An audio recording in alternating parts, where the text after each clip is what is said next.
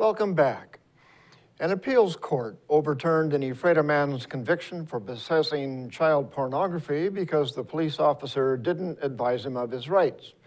The Washington State Court of Appeals ruled 2-1 a search that led to the conviction of Michael Budd was unconstitutional.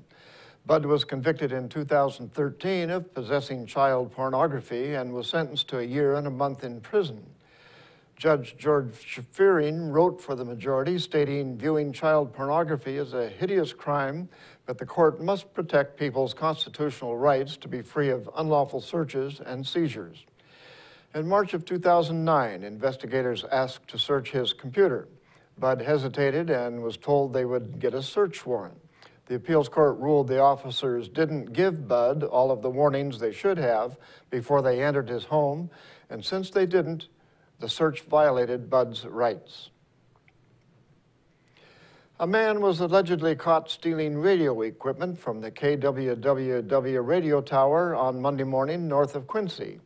Kyle Schultz, a 30-year-old transient, was arrested by the Grant County Sheriff's Office for burglary, possession of stolen property, and possession of methamphetamine.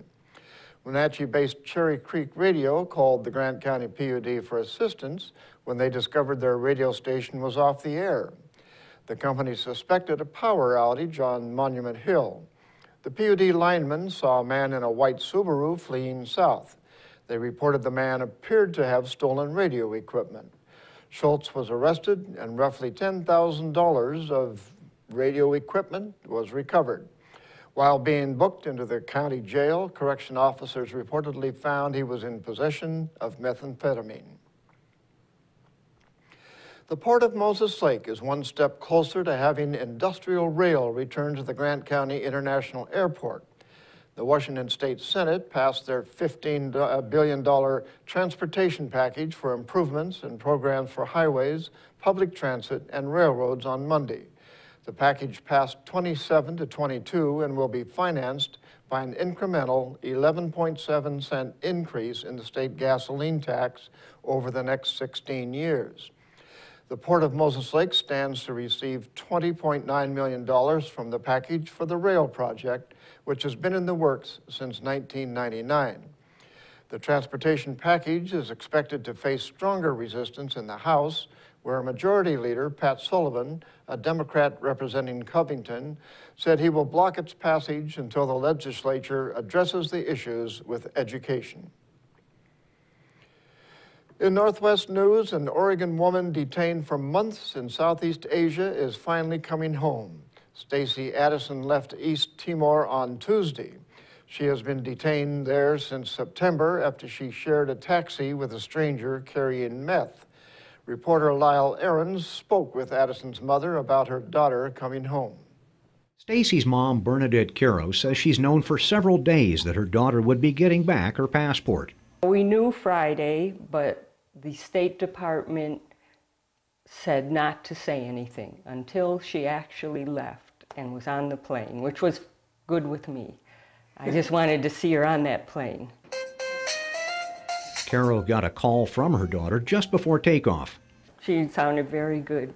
She was very happy to be on her way. An embassy staffer called a short time later. Called me the minute it took off, and he said, the plane is taken off, she's in the air, and she's on her way. Caro says while she preferred to have her daughter home sooner, the timing was good. She almost traveled to East Timor to be with Stacy. If nothing happened by first week of March, I was just going to go. And then it happened, so I'm glad I held off. Caro says her daughter spent last night in Singapore. From there, she'll go to Taiwan, Vancouver, and Portland. And Carol plans to be in Portland Wednesday and meet her daughter at the airport. Can't wait for that. Just give her a big hug, tell her I love her. Just so glad it's over. Caro's phone has been ringing nonstop. This call was from the State Department. In addition to legislative help, Caro says the media has also played a role in her daughter's release. Oh, a lot. I think the social media and the media, if it weren't for that, people wouldn't have known about it. And she's grateful for the help. Caro's just happy that her daughter Stacy is on her way home.